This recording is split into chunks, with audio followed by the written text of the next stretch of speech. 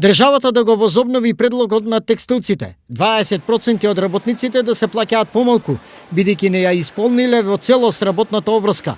Ова меѓу другото произлезе од денешната мощна бурна дебата на работниот состанок на членките од текстилниот кластер. Сите велат, ние не можеме да ги исплатиме добрите работници онолку колку што заслужуваат, затоа што целата маса на пари ќе се зголеми и во тој случај вие сакале или не сакале, ќе треба да скратите од добриот работник за да дадете на помалку добриот работник. Нееднаквоста во наградување на, како што велат, добрите во однос на лошите работници е проблем при покачување на минималната плата. На тој начин она што мора со новата минимална плата да се исплати на неквалитетните работници, да може да се пренасочи во исплата на, односно зголемување на платите на квалитетните работници. Покачувањето на минималната плата за текстилците не е проблем.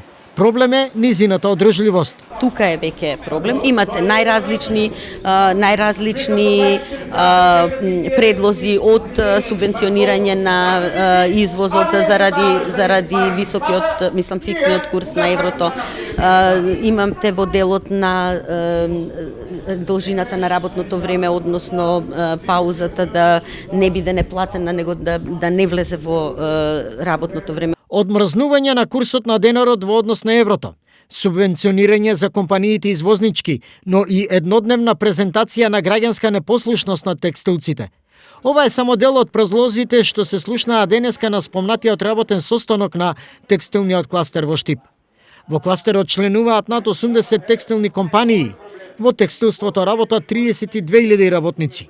Во однос на вкупниот девизен прилив на државата, оваа нископродуктивна стопанска гранка учествува со 15%.